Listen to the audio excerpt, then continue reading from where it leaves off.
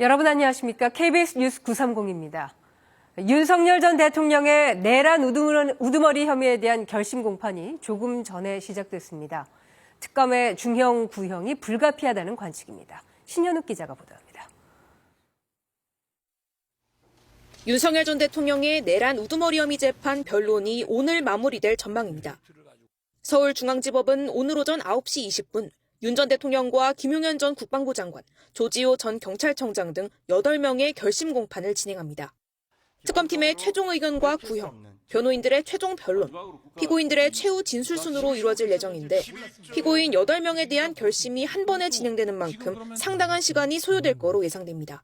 특히 피고인들이 말씀하실 거는 특별히 시간 제약 같은 거 없이 할 테니까 미리 준비를 꼭 해오셔야 됩니다. 앞서 특검팀이 내란 방조 혐의를 받는 한덕수 전 국무총리에게 징역 15년을 구형하며 기준점으로 제시한 만큼 비상계엄의 최종 책임자 윤 전 대통령에 대해서도 엄벌 요청이 불가피한 상황. 조은석 내란특검은 수사에 참여한 특검보들과 부장검사들을 소집해 구형량을 막판 조율했는데 사형 구형도 검토되고 있는 것으로 알려졌습니다. 내란 중요임무종사 혐의를 받고 있는 김 전 장관 등에 대해서도 중형 구형이 예상됩니다. 앞서 검찰은 12.12 군사반란과 관련해 내란 우두머리 혐의로 기소된 전두환 전 대통령에겐 사형을, 내란 중요임무종사 등 혐의를 받는 노태우 전 대통령에겐 무기징역을 구형한 바 있습니다. 결심 공판이 예정대로 진행되면 1심 선고는 2월 중순쯤 이루어질 전망입니다. KBS 뉴스 신현욱입니다. 공천 헌금 의혹을 받고 있는 김경 서울시 의원에 대해서 경찰이 강제 수사에 착수했습니다. 경찰은 김 씨 의원이 메신저에서 탈퇴하는 등 증거인멸 정황을 포착하고 통신영장을 신청했습니다. 이윤우 기자가 보도합니다.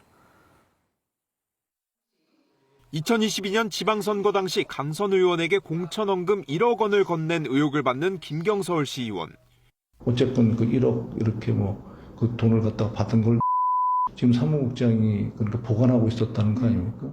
고발장이 접수된 다음 날인 지난해 12월 31일 미국으로 출국했습니다. 미리 계획된 일정이었다며 경찰의 귀국 요구에도 해외에 머물렀던 김 씨 의원은 그제 돌연 메신저 서비스에서 탈퇴하는 등 기존 대화 내용을 삭제하거나 휴대전화를 교체한 정황이 포착됐습니다. 경찰은 증거인멸 우려가 있다고 보고 김 씨 의원에 대한 통신영장을 신청한 것으로 KBS 취재 결과 확인됐습니다. 통신영장은 피의자의 통화나 문자 메시지 등 통신 내역과 위치 정보 등을 확보하기 위한 절차로 당장 소환 조사가 불가능한 김 씨 의원을 상대로 강제 수사에 돌입해 속도를 내겠다는 거로 풀이됩니다. 하지만 이미 3년이 지나 당시 통신 내역은 남아있지 않을 것으로 보입니다. 1억 원을 보관했다고 지목된 강선 의원 전직 보좌관 역시 돈을 받은 적 없다며 혐의를 부인하고 있는 상황. 김경 씨 의원한테 2억 받고 보관하신 거 맞습니까? 의혹 당사자들의 진술이 엇갈리는 가운데 의혹의 실마리를 쥔 김 씨 의원은 이르면 이번 주말 귀국할 것으로 알려졌습니다. KBS 뉴스 이윤우입니다. 더불어민주당 김병기 의원이 자신의 지역구인 동작구 의원들에게 후원금을 대신 모으라고 독촉했다는 의혹이 또 제기됐습니다. 정치자금법 위반 가능성이 높다는 의견이 나옵니다. 추재훈 기자입니다. 김병기 의원 지역구인 서울 동작구에서 구의원을 지낸 정치인입니다.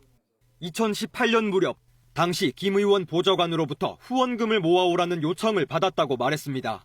의원이 돈이 많이 들어가고 여러 가지 많이 해야 되니까 후원금을 좀 모아오도록 해주시오. 보좌관이 했는데 저는 그건 못한다고 거절을 했고. 다른 구의원들 역시 자신처럼 후원금 독촉을 받았다고 했습니다. 믿으려면 왜 이거밖에 못했느냐. 돈 해와라 최근도 하고. 누구한테 얼마를 받아왔니. 후원금을 내가 얼마나 받아줬는데 이런 얘기는. 동작구에서 활동했던 다른 민주당 관계자에게도 비슷한 증언을 들을 수 있었습니다. 지역구 사무실에서 회의가 끝나고 김 의원이 나가자 보좌관이 시 구의원들에게 후원금 액수가 모자라니 신경 좀 쓰라는 취지로 2018년부터 매년 이야기했다는 겁니다. 정치자금법은 공천과 관련된 기부를 금지하고 있습니다. 국회의원과 기초의원 사이에는 사실 공천이라고 하는 업무적, 정치적 관계가 존재를 하지 않습니까? 그런 독촉을 받았을 때는 타인의 의사를 억압하는 방법에 해당한다라고 볼 가능성도 있어요. 김 의원 측은 일방적 주장이라며 사실 무근이라고 밝혔고 언급됐던 당시 보좌관은 생각이 안 난다고 답했습니다. 경찰은 오늘 2020년 총선을 앞두고 김 의원에게 공천 헌금 2천만 원을 건넸다는 탄원서를 쓴 전직 동작구 의원을 피의자 신분으로 불러 조사할 예정입니다. KBS 뉴스 추재훈입니다. 이해운 기획예산처 장관 후보자의 자녀들이 이번에는 상가를 매입하는 과정에서 이른바 할머니 찬스가 동원됐다는 의혹이 제기됐습니다. 또 강남 아파트를 무주택 청약으로 분양받으면서 청약 가점을 뻥튀기 했다는 정황도 나왔습니다. 박영민 기자의 보도입니다. 서울 마포구의 한 상가 건물. 2021년 이해운 후보자의 시어머니가 1억 9,500만 원에 매입했는데 5개월 뒤 이 후보자 장남과 차남에게 소유권을 넘겼습니다. 매도가는 2억 800만 원. 당시 두 아들의 소득이 거의 없었던 점을 고려하면 부모와 할머니 도움을 받은 게 아니냐는 의혹이 제기됐습니다. 이 후보자 부부 소유 아파트도 도마에 올랐습니다. 이 후보자는 분양가 상한제에 반대해 왔는데 낮게 분양받은 사람들만 로또를 받는 겁니다. 정부가 그분들에게 로또를 그냥 주는 거예요. 정작 자신은 분양가 상한제가 적용된 서울 반포의 고가 아파트를 분양받은 겁니다. 전용 면적 137제곱미터의 분양가는 36억 7천여만 원. 지금 74평이 135억에 나와 있거든요. 최 90억 정도 이상 보면. 최소 30억 원 이상의 시세 차익을 보는 셈입니다. 특히 분양 당첨 시 청약 가점은 74점, 부양가족 4명의 가점이 포함됐는데 당시 결혼한 장남을 혼인신고는 안 한 위장 미혼인 상태로 점수를 뻥튀기했다는 정황도 드러났습니다. 이 후보자 측은 각종 의혹에 청문회에서 설명 가능한 부분이라고 밝혔습니다. 국민의힘은 자진 사퇴를 거듭 압박했고 앞뒤가 다른 언행과 특권층 자산 증식으로 이미 공직자로서의 자격과 도덕성을 상실했습니다. 민주당은 청문회를 봐야 한다고 맞섰습니다. 국민 정서와 국민 눈높이가 그래도 중요한 것인데 청문회까지를 볼 수 있도록. 이 후보자 인사청문회는 오는 19일 하루만 진행됩니다. KBS 뉴스 박영민입니다. 이재명 대통령이 오늘 13일부터 1박 2일의 일정으로 일본을 방문해 다카이치 사나이 일본 총리와 정상회담을 갖습니다. 청와대는 오늘 이 대통령이 다카이치 사나이 총리의 초청으로 일본의 나라를 방문한다고 밝혔습니다. 일본 나라는 다카이치 사나이 총리의 고향이자 지역구이기도 합니다. 청와대는 이 대통령은 정상회담 등에서 지역 및 글로벌 현안과 민생에 직결된 다양한 분야에서 실질적인 협력 강화 방안 등을 논의할 예정이라고 밝혔습니다. 그린란드를 손에 넣기 위해 속도전에 나선 미국이 그린란드 주민들에게 1인당 최대 10만 달러의 현금을 주는 방안을 검토 중인 것으로 전해졌습니다. 워싱턴 김경수 특파원입니다. 덴마크의 강한 반발에도 불구하고 미국의 의지는 점점 확고해지고 있습니다. 지난해 그린란드를 방문했던 벤스 미국 부통령은 현지 시각 8일 언론 브리핑에서도 그린란드의 군사적 중요성을 거듭 강조했습니다. Number one, Greenland is really important not just to America's missile defense, but to the world's missile defense. Number two, we know that there are hostile adversaries that have shown a lot of interest in that particular territory. 벤스 부통령은 유럽 국가들이 트럼프 대통령의 입장을 진지하게 받아들여야 할 것이라고 경고성 메시지까지 내놨습니다. 이에 대해 미국은 5만 7천여 명 그린란드 주민에게 일시불로 최대 10만 달러를 지급하는 방안까지 검토하고 있다고 로이터 통신은 전했습니다. 덴마크 정부가 매각에 강하게 반대하는 상황에서 주민 지원을 통해 유리한 여론을 조성하겠다는 의도로 해석됩니다. 그러나 덴마크뿐 아니라 유럽 전체의 반발을 고려할 때 그린란드 획득에 따른 역풍 또한 만만치 않을 것이란 전망도 나옵니다. Extremely concerning, and we have had discussions also among the Europeans. If this is a real threat, and if it is, then what would be our response?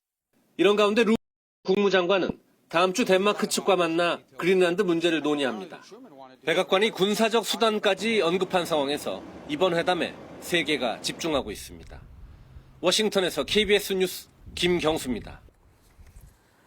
179명의 사상자를 낳은 무안공항 제주항공 여객기 참사. 이 최악의 참사를 두고 콘크리트 준덕이 없었다면 탑승자 전원이 생존할 수 있었다는 조사 결과가 나왔습니다.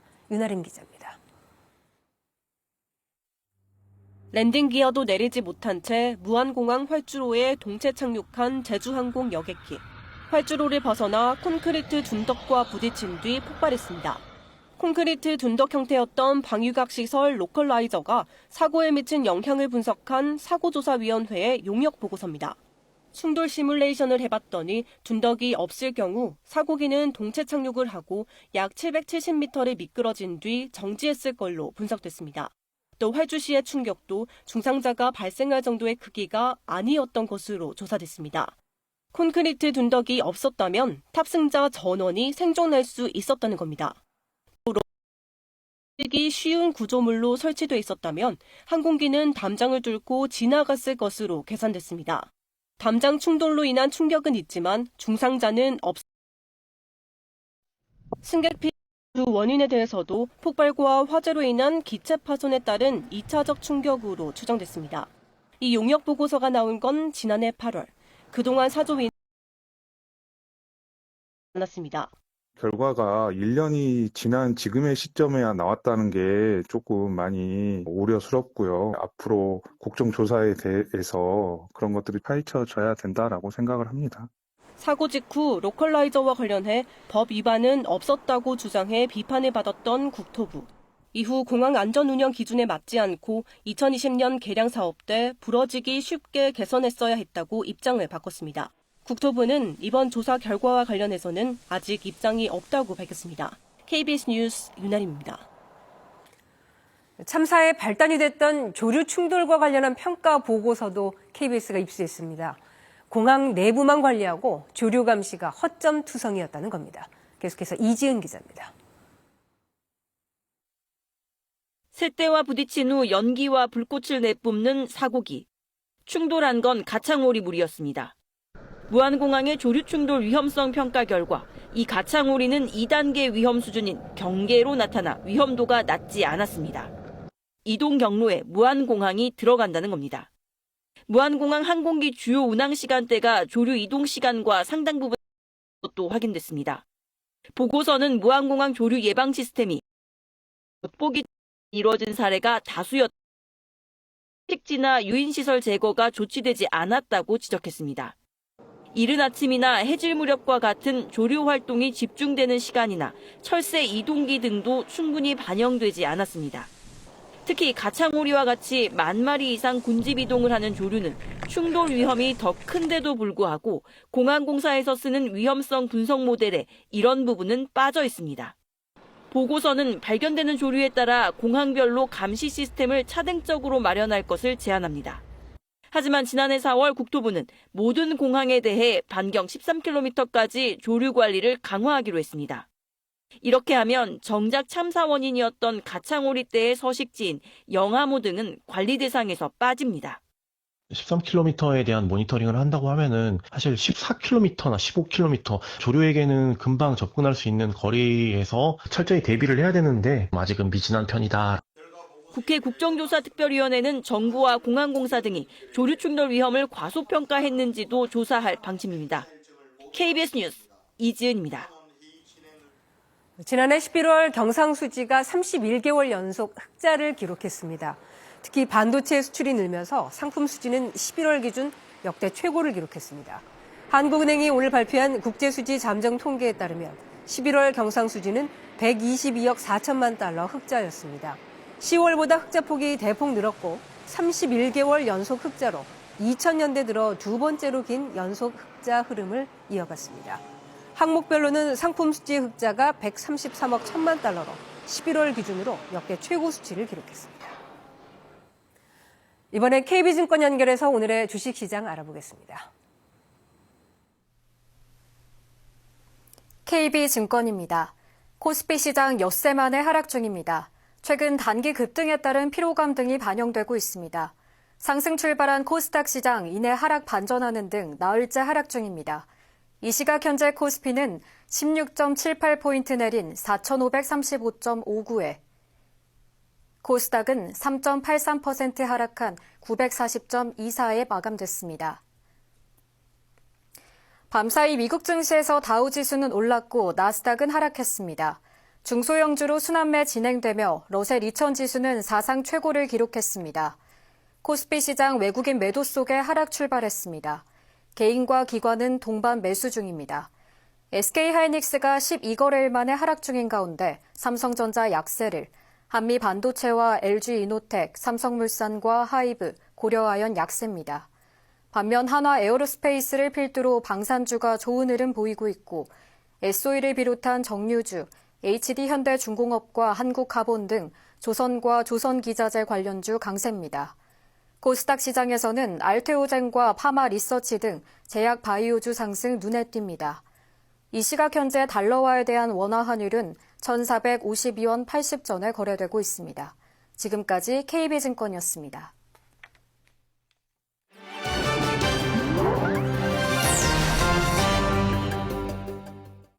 로봇의 투입으로 물품 입고부터 출고까지 전 과정이 자동화 시스템으로 운영되는 스마트 물류센터의 작업 현장을 소개합니다. 베이징에 있는 3,000제곱미터 규모의 택배 물류창고. 높이 12m의 선반에 100만 개에 달하는 물품이 가지런히 진열돼 있습니다. 그 사이를 로봇 200대가 쉴 새 없이 오가며 물건을 나릅니다. 왕전 씨는 국가가 지정한 신종 직업인 스마트 창고 운영관리사 자격으로 이곳 업무를 관리하고 있습니다. 로봇의 고장 점검은 물론 배송 물량에 맞춰 로봇 투입 대수와 이동 경로를 실시간으로 조정합니다. 빅데이터, 인공지능, 클라우드 컴퓨팅 같은 신기술에 대한 이해가 필요하고 창고 내 다양한 변수를 분석하고 의사결정을 내리는 역량을 갖춰야 합니다. 最考验的一个我们人员的一个沟通、一个协调能力，不但要协调人，还要协调设备，保证我们整个一个仓储的一个智能化、高效的一个运行。 이곳 창고에서 출고된 물품은 4시간 안에 각 가정에 배송됩니다. 로봇과 사람이 함께 뛰는 스마트 물류 시스템을 통해 배송 효율은 3배 정도 높아졌다는 게 물류센터 자체 평가입니다. 유방암 진단을 받은 28살 대번 미나 씨. 치료 과정에서 가족에게 자신의 고통을 솔직히 털어놓는 일이 쉽지 않았습니다. He saw my mom go through it 3 times and then he had to watch me go through it. But if he called and asked how I was doing, if I actually told him how I was doing, it would have broken his heart. 그러던 중 미나 씨는 암 경험자들을 온라인으로 연결해주는 한 앱을 알게 됩니다. 데이트 앱에서 착안했는데 병명뿐 아니라 나이와 취미, 관심사까지 공유할 수 있어 암 경험자들이 서로 위로를 나누는 공간입니다. 사용자 수는 6,000명 정도입니다. What I like about it is that it humanizes the person using it. 전문가들은 이런 온라인 연결이 암 환자의 정신 건강에도 긍정적인 영향을 준다고 말합니다. It does reduce the sense of loneliness, sense of isolation, and it also literally reduces anxiety scores, depression scores as well, and a lot of the fear that goes along with the cancer diagnosis and treatment. 암 치료의 과정에서 연결은 회복을 지탱하는 하나의 기반이 되고 있습니다. 일본에서는 올 4월부터 고교 무상 교육이 사립학교까지 확대되면서 사립고교를 택하는 학생들이 늘고 있습니다. 재작년부터 사립고교까지 무상교육을 실시 중인 도쿄도의 한 입시학원. 무상교육 이전 사립고교 지망생이 20% 정도였는데 올해는 수험생 중 40%가 사립고교를 지원했습니다. 初めは公立考えてました。中身とかそういう部活の面で考えて行きたいところを私立で決めた。 올 4월부터 사립고교에 대한 무상교육이 더 확대되면 공립고교 기피 현상이 가속화될 거란 우려가 커지고 있습니다. 가나가와 현의 한 공립고등학교. 저출생 영향으로 지난해 지원율이 1.04대 1에 그쳤는데요. 사립고교까지 학비 지원을 확대하면 올해 지원자는 더 줄 것으로 예상하고 있습니다. 設備のところではやっぱ公立と私立では結構差があるなとは感じているんですが、とにかくまずは学校の良さを知ってもらうことが一番なので 학교 측은 입시 설명회에서 최신 디지털 기기를 활용한 수업을 적극 소개하는 한편 입시 설명회를 추가로 한 번 더 열기로 했습니다. 일본 정부는 공립고교가 지역 인재 양성과 교육 기획 균등 측면에서 중요하다며 지원 방안을 검토 중이라고 밝혔습니다. 튀르키예 북부 종굴다쿠주에 위치한 고쿠골 동굴. 총 길이 3.35km에 달하는 석회암 동굴입니다. 동굴 안으로 들어서면 천장에서 자라난 종유석과 바닥에서 솟아오른 석순, 서로 맞닿아 기둥이 된 석주까지 긴 세월에 걸쳐 자연이 빚어놓은 장관이 펼쳐집니다. Harika yani girdiğimden beri her yerde farklı sarkıklar var böyle hepsi çok güzel, çok büyüleyici. 동굴 내부에 지하 하천이 흐르는 건 이 동굴의 특징입니다. 유리 다리와 1km 가까운 산책로, 전망대를 설치해 관람객들은 안전하고 쉽게 동굴 내부를 둘러볼 수 있습니다. İçeride bir yeraltı deresi olduğu için belki de dünyada görülebilecek nadir mağaralardan bir tanesidir. Hemen tavana vuran. 수백만 년 전에 산호 화석도 발견돼 고고학적 가치 또한 높습니다. 고쿠골 동굴은 2001년 일반에 개방된 뒤 누적 방문객은 50만 명을 넘었습니다. KBS 월드뉴스입니다. 미국이 유엔 산하기구를 포함해 66개 국제기구에서 무더기로 탈퇴했습니다. 트럼프 대통령이 보기에는 미국의 이익에 반하고 돈 낭비라는 게 이유인데 유엔은 유감을 표했습니다. 워싱턴 김성수 특파원입니다. 트럼프 미국 대통령이 유엔 산하기관 31개를 포함해 모두 66개 국제기구에서 탈퇴하는 대통령각서에 서명했습니다. 여기엔 트럼프식 관세 정책의 걸림돌로 꼽혔던 유엔 경제사회국, 무역개발회의 등이 포함됐습니다. 기후변화에 관한 정부 간 협의체, 세계자연보전연맹처럼 트럼프 대통령이 거부감을 보여온 가치를 다루는 단체들도 대상입니다. These are the two things I got from the United Nations, a bad escalator and a bad teleprompter. 텔레그래프 등 외신은 미국이 서방 군사동맹 나토 연계 조직도 탈퇴했다고 전했습니다. 주로 러시아발 하이브리드 전쟁에 대응해온 곳인데 유럽의 집단 방위에도 영향을 미칠 걸로 보입니다. 백악관은 해당 기구가 미국의 가치와 상반되는 의제를 추진하며 수십억 달러 세금을 낭비했다 지적했습니다. 탈퇴를 통해 기여금을 중단하고 절약한 돈은 미국 우선 과제에 집중하겠다는 논리입니다.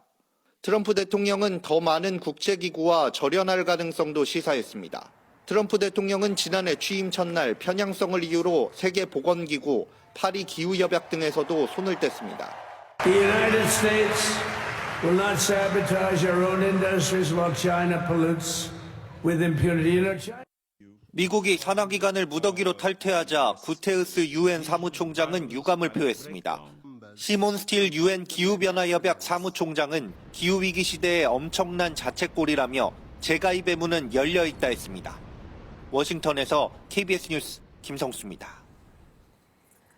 쿠팡은 현재 개인정보 유출 사태와 관련해 여러 의혹으로 경찰 수사를 받고 있습니다.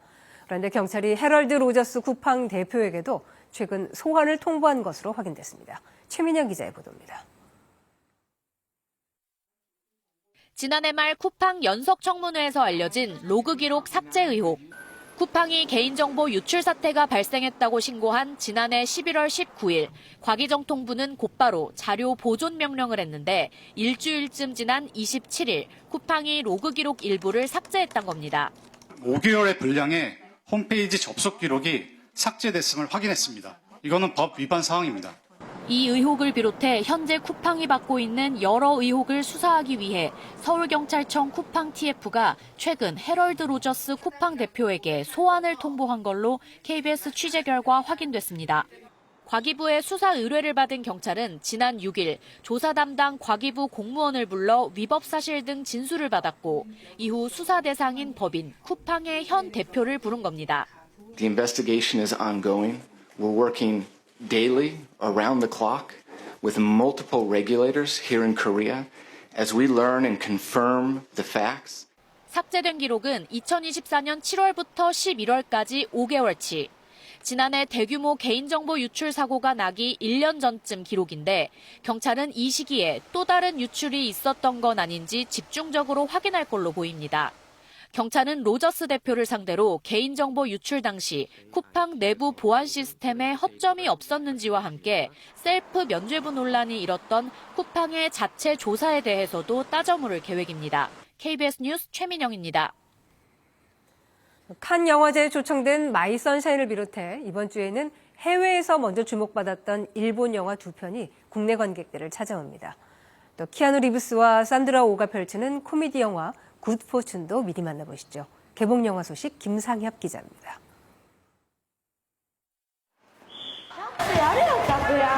아이스하키에 집중하지 못하는 소년 타쿠야. 빙판 위를 수놓는 사쿠라이 춤에 시선을 뺏기고 아이스 댄스에 도전시요. 타쿠야에게도 피겨 스케이팅에 도전할 기회가 찾아옵니다. 羨ましかったんだよ。ちゃんと恋してるっていうかさ。 칸 영화제에서 이제껏 없던 서정성을 담아냈다는 찬사를 받았습니다. My name is Gabriel. I'm an angel. I'm here to save you. What? Who the hell are you? 대책 없는 초짜 천사 가브리엘. Maybe I can show you that that life is not all it's cracked up to be. 절망에 빠진 아지를 구원하기 위해 금수저 제프와 삶을 바꿔줬다 인간으로 강등당합니다. Gabriel, why did you do this? I tried to show him that wealth wouldn't solve all his problems. And? It seems to have solved most of his problems. 아지즈 안사리가 감독과 각본 주연까지 맡아 키아누 리브스, 산드라 오와 함께 코미디의 매력을 선사합니다. 신주쿠에서 활동하는 범죄 조직의 말단 타쿠야와 마모루. こっち来て夢とかねえの？飯食えて雨風しのげたら全然それで。 의지할 곳 없는 남성들을 속여 호적을 사고 팔지만 俺がこの世界に引きずり込んだからです。一緒に抜けさせてあげなきゃダメだと思って。 평범한 삶으로 돌아가기 위한 외로운 사투를 시작합니다. 일본 대표 연기파 배우 3명이 세계의 삶이 교차하는 운명의 3일을 스크린에 담